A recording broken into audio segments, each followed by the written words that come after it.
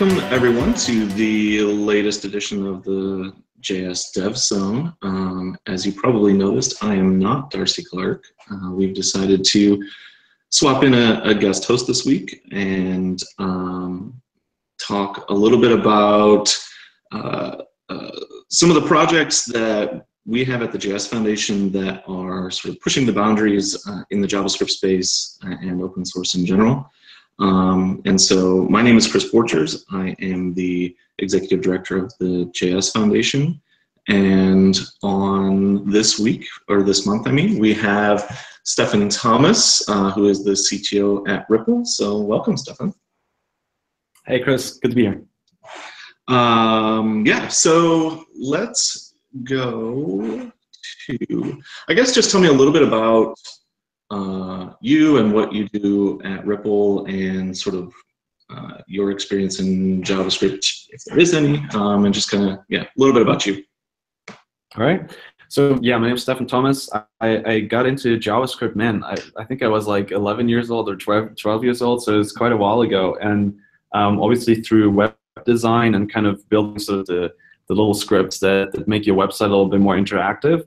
And I think I stayed at that level from, a couple of years, and then eventually got into sort of the fancier Ajax stuff with jQuery and so on when I was maybe like 14, 15. Sure. And by that time, I was kind of a full-time sort of professional web developer. Yeah, well, aside from school, obviously, but I'm kind of trying to start to make some money with it. I grew up with JavaScript as a developer, and I obviously wrote other languages on the side, like Perl in the early days, and later some C++ and some PHP. But JavaScript has really been a big part of it since day one. That's awesome. Yeah, I mean, that definitely, I think we've had somewhat similar paths. I think you started much earlier than I did. I probably didn't really start, excuse me, digging in until maybe high school was when I really started digging into JavaScript. But from that point on, I mean, other than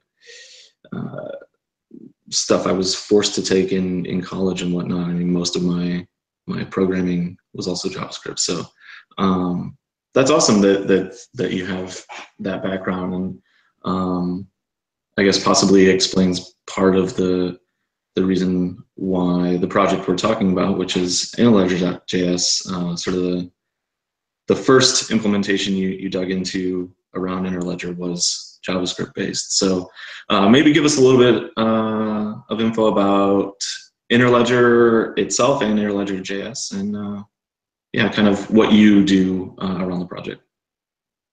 Sure. Okay. So there's a lot there. So there's first of all, let's talk about the Interledger. Interledger is essentially a project to connect different financial networks together. So you might be familiar, like today, you might use something like PayPal, you might use something like Venmo or Alipay, or maybe a mobile money provider like M-Pesa. And if you use those different services, you can send money from one to the other, right? Like if I have a PayPal account, an M-Pesa account. And so what that means is that these services, they all compete over how much reach do they have. Like the large services like Visa or Western Union, they can charge a lot of money because the smaller service doesn't necessarily have the same kind of capabilities that the large service does. And so if you compare that to how communication works or how the internet works, there's a big difference where with the internet, I can be at a very small provider and I can still email all the same people, or I could be at a very small provider and I can still do a video call with anyone I want to. And that really means that the small providers are essentially directly competing with the larger ones. Right. And that makes the whole system so efficient. That's what makes the internet, the bandwidth keeps increasing and the cost keeps going down. And so with finance, that just hasn't happened. And Interledger is our attempt to create the same kind of interoperability so that a small provider can have the same reach that a large provider has, but basically doing it in such a way that with money there's a certain risk, right? So you want to minimize that risk using technology, and that's kind of what Interledger is providing. Cool. And so then Interledger.js itself, how does that relate to the Interledger sort of overall project? Mm. So I think like the reason I like JavaScript so much as a language is because it's a very pragmatic, practical language. You can get things done very quickly, and it's still like it's getting to a point where it's very robust language actually, and you have options like TypeScript and so on where you can really scale the project from the initial MVP, sort of minimum viable product, up to a commercial grade, sort of enterprise grade piece of software. And so at no point do you really have to do a complete rewrite or anything like that. You can sort of gradually evolve it from prototype to production. And that's one thing that I think JavaScript kind of has uniquely, right? Because you have other languages that are either all the way over at the enterprise at the end of the spectrum, or all the way over at the prototype end of the spectrum, but not really spanning the entire thing.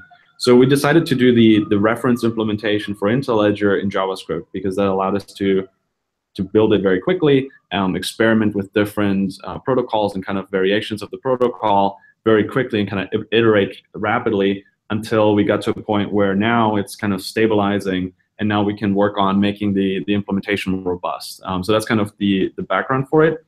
Now, when I say reference implementation, what does Interledger.js actually do? It essentially it implements the Interledger protocol and kind of demonstrates it. You would still want to implement it in other languages so you can build it into your own apps, but it gives you sort of a full stack version of it that you can use as a reference and as something to connect to and test against. Right. Awesome. And I noticed you mentioned TypeScript. I think the last time we spoke a while back, at least pieces of Interledger.js were being ported to TypeScript. Is that still ongoing, or where's that at, or do you know? Yeah, so I think we started by putting some of the more higher upstream libraries to convert to TypeScript, because if you kind of start with your front end libraries, first of all, it's maybe not as good of a match for static typing to like a bunch of UI stuff in TypeScript, at least compared to making some of the libraries safer. So I think we started more upstream. And then the second reason for that is just that if you do it that way, then you don't have to build like typings for untyped libraries. Like if you start typing the libraries that are sort of most upstream first, you can avoid that friction. So that's what we did. We started with the most foundational libraries and sort of working our way towards making the whole stack TypeScript. I wouldn't say that that's necessarily a goal. I think we're going kind of project by project, or repository by repository, to decide would this project benefit from a TypeScript implementation or a strongly typed implementation, and then depending on where we end up on that discussion, we either port it or we keep it as JavaScript. Right. Yeah, and that makes total sense, because there's definitely, like you said, I mean, there's definitely places where TypeScript may not be sort of the best choice, and actually having that sort of more dynamic, untyped nature of JavaScript is more advantageous. So yeah, that makes total sense. So I guess as far as Interledger.js goes, what would you say is kind of the main overarching goal of the project? What is that project trying to accomplish around Interledger itself, or really anything within sort of the work that you're doing around that project? I guess what's that sort of end goal for Interledger.js? Yeah, so I think it's to kick off Interledger as a protocol. And I think if you look at like past protocols and how they've become successful, whether it's HTTP or the Internet Protocol Stack or BitTorrent, they all had some kind of early on reference implementation or implementations that kind of demonstrated the concept, and maybe they were a little bit rough, and there's probably a second generation that follows that's a lot more elegant or has other benefits. But there was sort of one initial one that showed people that it's possible, that allowed early adopters to play around with it. And that's kind of where we are with the project now, where we can start to work with some companies to try to get them to play with this technology. For example, at a recent Interledger workshop, we had Shopify there, and they built an Android app, and that interoperated with the JavaScript reference implementation. And so it gives people a sort of a touch point, something to talk to, because essentially a protocol is a language, right? So you want something that you can test your implementation against. Cool. Yeah. So no, that makes sense. So I guess where, and I think you kind of have already addressed this maybe a little bit earlier, and even just looking through some of the other questions I have, I think we've kind of we've gone through a lot of places already. But so you talked a little bit earlier about sort of that idea of cross ledger payments and things like that. So I assume that's at least one of, or maybe the main problem space that Interledger is trying to address. Is that, can you go into more detail there, or are there other problems that the project's trying to address? Yeah, so I'll give you a sort of a practical example. So I gave a quick tech talk at Airbnb, and they have this big campaign where they want to emphasize how inclusive their platform is. They want to really have like everyone in the world use it. And I want to contrast that to a company like Uber, where Uber is kind of going city by city and kind of enabling each city with Uber. But that's not how Airbnb works. Airbnb is supposed to be available anywhere from the most rural parts of Africa to the South Pole. So they're not going market by market. They're trying to be global from as soon as possible. And so payments are a huge point of friction for them, obviously, because there's so many different payment methods and countries. There's different providers. And they have only so many people that they can, do integrations with. And so when you look at their website and what payment methods they actually support, you find sort of the usual suspects, like you find the PayPal, the credit card, bank transfer, and so on. And then a couple of sort of regional ones like Alipay and so on. But then pretty soon you reach the end of the list, and there's still hundreds, if not thousands, of providers that are not on that list. And so I looked at some of their community forums, and I found this guy, Frederick. He lives in Dar es Salaam. He's an Airbnb host. And so down in Tanzania, he has very limited options for getting paid as a host. And he says that every time he requests a payment, it takes something like 5 days to arrive in his account.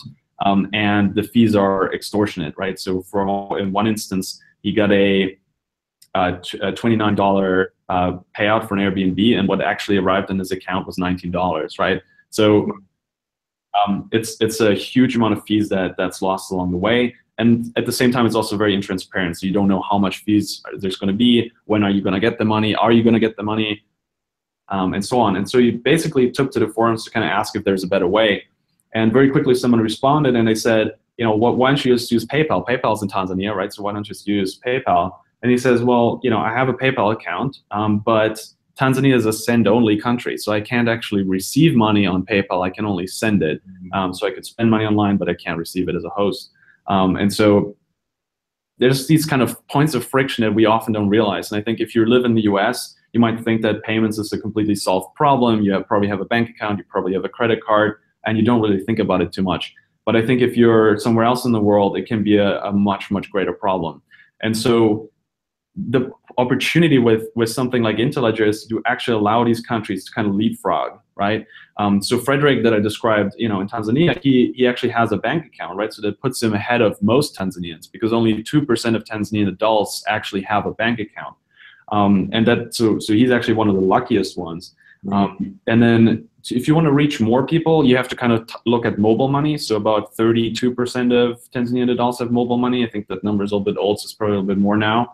And if you want to address those, there's about 3 main providers and then 2 smaller ones. And so you're already looking at least 3 integrations in order to reach that demographic, and that's just for Tanzania. And so if you're a company, maybe you're not even as big as Airbnb, maybe you're a smaller marketplace and you want to reach sort of everyone around the world, you have to do hundreds of integrations with different payment providers around the world today. And that's just doesn't scale. It just doesn't work. And so we look at that, and we look at the internet, where that just isn't a problem. Like, I don't have to integrate with 100 different internet service providers in order to get a website up and running.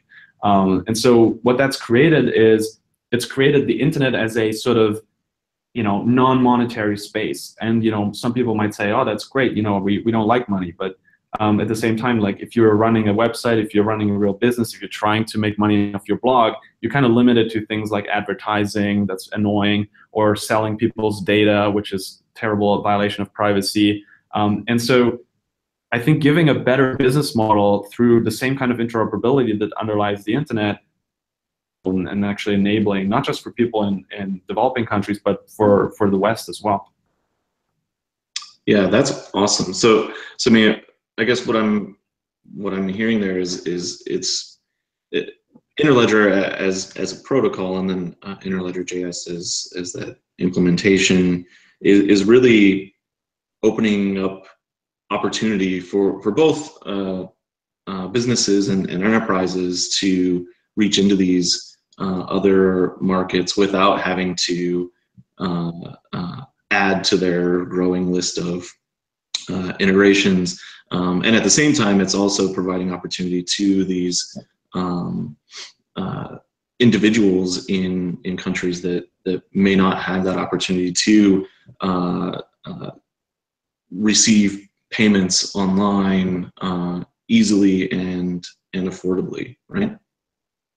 Exactly. So I think one of the early use cases that we're thinking about and that we think is quite interesting is for developers to sort of monetize their hobby projects, and also for hosting, that sort of thing. So imagine today, if I want to run a new website, I want to set up a new website, I kind of have to go to my domain host and register the domain, and then I have to go to another tab, and I have to go to Cloudflare, and I have to set up Cloudflare, and I have to go to another tab, and I have to log into AWS and start a server, and I have to go to another tab and get an SSL certificate. And so by the end, when I'm done, I've already set up like 8 different accounts with 8 different companies. And so the idea is that if you could have a protocol for payment, then you can make all these APIs sort of registration-less, right? Because the registration is really just so you can put your credit card everywhere.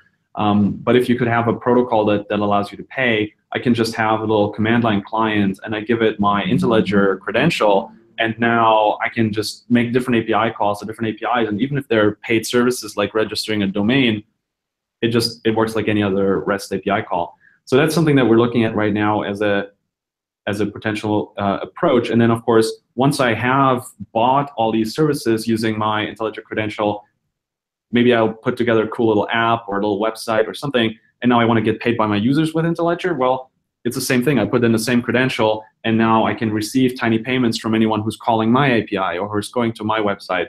So that's kind of our idea for some early use cases, and we'll see if there's interest, and if not, we'll try to find something else that can serve as an early use case. But that's what we're promoting right now. Yeah, that's awesome, and I think it kind of leads into my next question, which is I guess as JavaScript developers go, like what sort of benefits does this project provide, or what sort of opportunities maybe does this open up to JavaScript developers that are either I guess working maybe at an organization that is making or receiving payments, or developers that are maybe independent out on their own building applications? Yeah, so I think it's both of those sides. It's on the one side, like getting access to services more easily. For another example would be something like I need to send out SMS or something like that. I don't want to sign up with Twilio. I just want to have like a way to have a standard API for that, and then I make an API call. And if it's something like SMS, I might have to pay, but at the same time, I don't have to like set up an account and worry about my quota and all these kinds of things. I just pay for it. So I think it's designed to make developers' lives easier. And then I think on the other side, it's creating new business models. I think when you're building certain types of apps, it's actually very difficult to monetize them today. So for example, if you made like a file sharing client or something like that, where people aren't looking, they're not staring at the software the entire time, want to download whatever they're trying to download, and then they will later consume that content. It's very hard to monetize something like that through advertising. And right. So as a result, like how are you gonna make money off your app? And so one way would be, if it's a file sharing network, people presumably would be willing to pay to get better bandwidth, to get faster download speeds, and so they might be paying each other using Interledger. And so you could very easily build something into your app that there's like a tiny fee that's so low that most users don't even care about it, but that goes towards the development and kind of making the app better. And that creates like a business around something where otherwise it would have been very difficult to make money off of it. So I think that there's a lot of people that we've talked to where you don't just need a good idea for a good product today. You actually need a good idea for a good product and then a way to monetize it. So think of Google, for instance. Like, it wasn't enough for them to come up with this idea for a search engine. They also had to come up with this idea for an ad marketplace to actually finance it and make money off of it. And I think if there was a more natural way to pay, that would go away. That would change, and we wouldn't have to like sell our data. Like, I like this quote by Tim Cook where he says, if you're using a free service online, you're not the customer, you're the product. Because they're just going to sell your data. Right. And I think that's a real problem today. Yeah, and that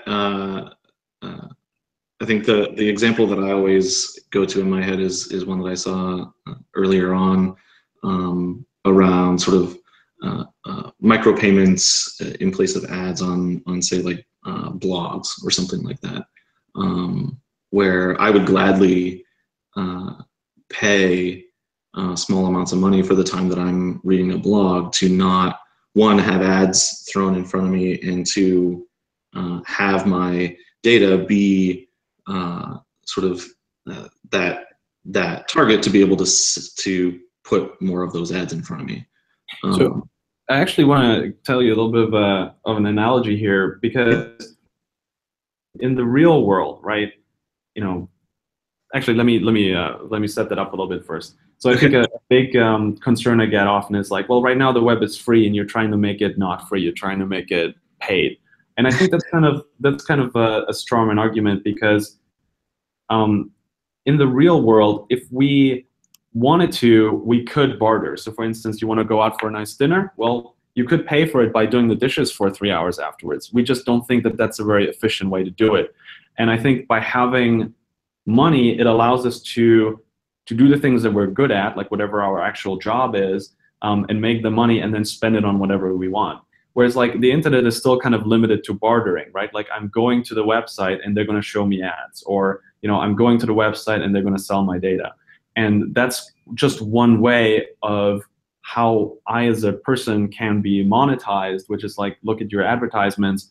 But maybe I'm much better at writing code, and I can make a bunch of money writing code and then never have to look at advertising, or maybe I am the perfect consumer, and I'm the trust fund kid and the best way to monetize me is to make me look at ads. Then I can do that a bunch and then use services that don't sell my data. So the point is money kind of removes that friction that a barter economy has, and it's always more efficient, and people always prefer it because they don't have to do the things that they don't like, that are inefficient, like doing the dishes. Right. No, that makes total sense. Yeah, and I think it is just it's a little bit of a misunderstanding when people they're not giving someone money to look at this website, and so they say this website is free, but really they're just bartering with their personal data and looking at ads, and they are paying for it. Exactly. And I think like with the advertising specifically, I remember there was a recent South Park season where they kind of talked about this a lot in terms of more that like the ads and the context are kind of mixing together. And that is a pretty dangerous thing, I think, because you can no longer tell, the actual content from the ads. And so you can no longer trust any of the content. And I think that that's a very sort of dangerous trend. And I think one way to counter that is by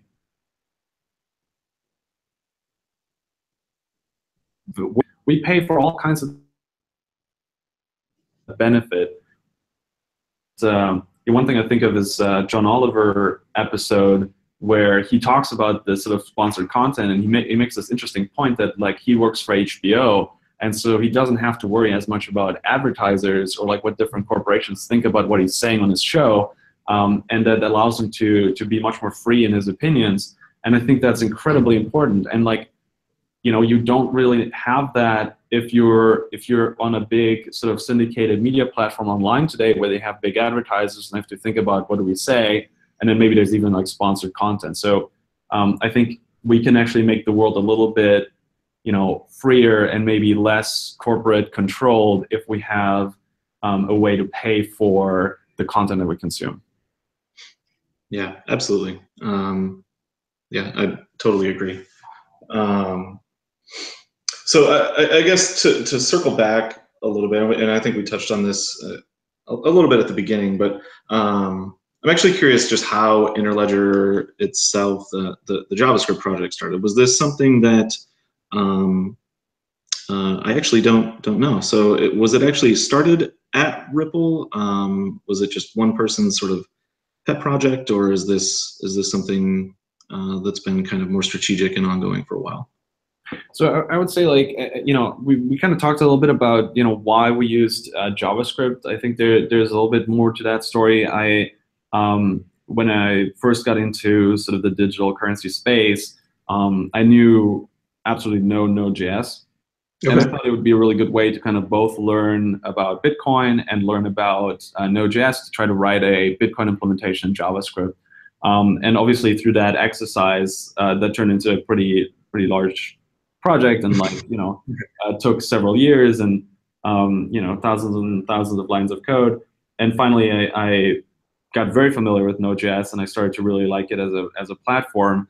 And so it was a pretty easy choice when we needed a way to turn this protocol that we had sort of thought about in a theoretical sense, and we wanted to turn it into something real, to use Node.js and JavaScript as the language of choice. And so Interledger.js basically started, the very first thing I think would have been in, I want to say, January of 2015, when I wrote the first like super janky prototype of the protocol as a little Node.js script.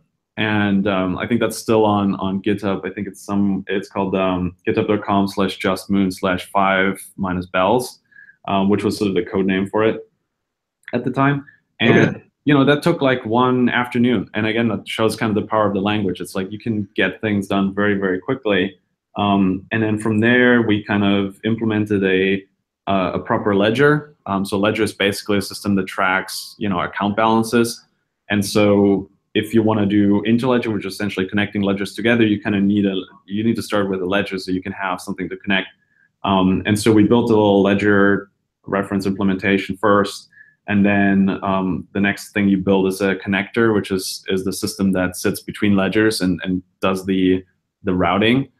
So in the TCP/IP stack, you would just call it a router. Mm-hmm. But in Interledger, it's called a connector. So that would be sort of the second thing we worked on. And then you just build out all the other little bits and pieces, like a user interface and different libraries for doing different things. And so it just grew from there. So it was pretty much me and some colleagues here at Ripple that started the project.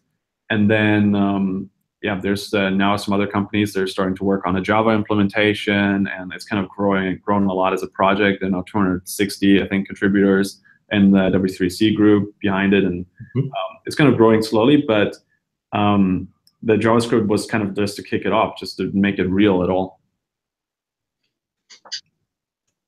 Yeah, no, that's awesome, and it's funny. I mean, it sounds, it's sort of the typical path for a JavaScript project, right? Like you knock something out in a day and get something that kind of works, and then I think that's one of the things I really like about JavaScript, is because you can get something that quote unquote works really quickly, it encourages you to then start actually building out something that's more robust and has more features and is something that you could actually use in production.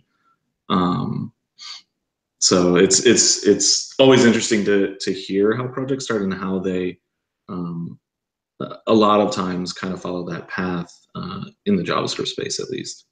Yeah, and I think like what I like especially is the fact that it can cover that whole spectrum. And I think as a community, the best thing that we can do, or the biggest thing we can do to help JavaScript go to the next level is push the boundaries on how robust and how solid you can make it, and like just getting some of the libraries that we use to a higher level and a more robust level. And I think that that's kind of where as a community we need to go, while still preserving that prototyping and that end of the spectrum. But I think that's where JavaScript is already very strong.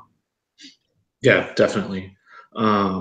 Something else you mentioned, and this is more, I think, just for my curiosity, the Interledger protocol is currently being worked on in a W3C community group. Is that correct? Yep. Is there any sort of collaboration or association with the standardization going around web payments? Yeah, so we joined the Web Payments Working Group basically when it was founded. We were already members of the Web Payments Interest Group at W3C before that. And one of my colleagues, Adrian, he's actually a co-chair of that group, and they've been doing really awesome work that's actually now landing in browsers. So I think web payments that deserves its own whole sort of separate call. Sure. I think one thing that I will say, because we're talking about Interledger, is I think that these two things really go well together. I think web payments kind of improves the front-end user experience, and so it can make it so that you don't have to type your credit cards over and over. They're now starting to talk about some kind of tokenization. So what that means is that your credit card number doesn't necessarily get shared with the website, which would be really great. But I think what's even more powerful is if you combine it with Interledger instead of credit cards, so it's no longer tied to one particular network like the Visa or the MasterCard, and instead it can take, maybe you like cryptocurrency, or maybe you like PayPal, or maybe you like Venmo, and like in the future it really shouldn't be tied to one particular operator, and having both merchant and user have to be customers of that or users of that operator. And so I think that Interledger and web payments just works really, really well together. And on the other side, web payments solves a lot of the authentication and other types of issues that you have to solve if you want to make an Interledger payment. Interledger itself does not address, how do I know who to pay? Like there's no, certificate infrastructure around Interledger or anything like that. So you have to solve that in some other way. And the web platform has a solution for that. And so we can use web payments to kind of tap into that, to do all of the pre-negotiation and then settle through Interledger. It's a really good kind of match. Yeah, awesome. So I guess to kind of begin to wrap things up, because I don't want to take your whole day, but I could keep talking about this all day, I think. So Interledger.js is a JS Foundation project. The project joined when we relaunched the jQuery Foundation as the JS Foundation back in last October, so we're approaching a year. I guess what would you say was the reasoning that the project wanted to join the foundation? Yeah, so a year ago was right about the time when we were starting to think about how to make this less a playground sandbox type thing and more of something I could actually use to send money around.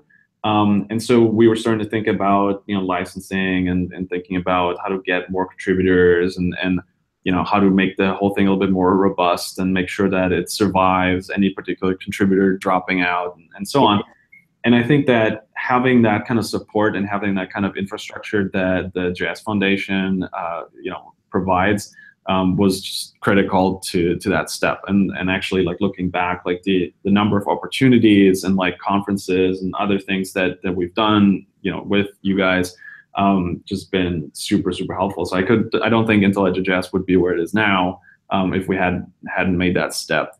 So yeah, I think it was really good. I think it's also going to be really good going forward because we do want to keep going in that direction. We want to keep adding more contributors and making it bigger and bigger, and also taking it more and more from a reference implementation to sort of a fully fledged open source project, kind of how HTTPD became Apache, became this like pretty robust web server. We want to go from sort of a reference implementation to something that's pretty standard utility for people. Yeah, definitely. And I mean, that's that's absolutely what we want to see, and how the ways that we want to help our projects are trying to give that exposure in different places, and really help build that contributor base. I know you mentioned before that I think you said something like 260 contributors or something like that. Yeah. I don't know if you feel like you can name. I know there's a number of other organizations that have gotten involved. I don't know if you can or want to name any of them, but that's definitely one of the goals of the foundation, is to make sure that we do provide kind of that neutral place where different organizations can come together and collaborate on a project. Yeah, I never know who's comfortable with me naming them, but if listeners want to find out who's involved, they can go to Interledger.org and then just go out to community and go look at the participants in the community group. And you can also just join the mailing list and see who's talking about stuff. So that's probably the best way to find out who's involved. Yeah. Perfect. So I guess just to kind of wrap this up, what do you see as the future of the project? I think we've kind of touched on it here and there, but say a couple years from now, where do you want to see Interledger.js specifically, and then the Interledger protocol as a whole? Yeah, so I think right now we're at that stage where the protocol changes are getting more and more rare. The actual Interledger protocol itself hasn't changed in something like 6 months. There's some of the other protocol layers below and above that are still evolving, but it's kind of settling down. And so we can start to focus more on usage and adoption. We are talking to a lot of people, talking about integrations. I mentioned that there's a Shopify that did a demo app at the last workshop. There's Google. They added Interledger as a whitelisted payment methods for the latest Chrome Canary on Android. And so we're kind of starting to see some of these first little glimmers of adoption. Obviously, it's at the early stages, and so it's all very, you could still just fizzle out. But we're hoping to see more and more people get involved. And I think in 2 years, I want to definitely see some real use cases. I want to see some sort of stable communities that are using Interledger, and it actually has a meaningful benefit for them. And I don't think we'll achieve world domination on that sort of timescale, but I think that there will be some apps and other things that you can actually use with Interledger. Maybe you can run servers. Maybe you can do some kind of Internet of Things type stuff where you have some cloud-based services and some devices, and they pay each other and stuff like that. I think that is pretty realistic, and we're starting to work on that right now. Awesome. Yeah, I mean, anything else that we haven't covered that maybe you want to share with the folks listening? No, I'm just very, very grateful to know you guys, and very, very grateful to our community. A big shout out to all of our contributors and all the companies supporting us. And yeah, I love the JS community. I think it's the greatest language ever. I think it's the greatest community ever. And yeah, JS forever. Awesome. Well, Stefan Thomas from Ripple, talking about Interledger.js. I really appreciate you taking the time, and I'm sure we'll talk soon. And yeah, let's see if Interledger.js can take over the world in 2 years. Awesome. Thanks so much. All right, thanks. Bye-bye.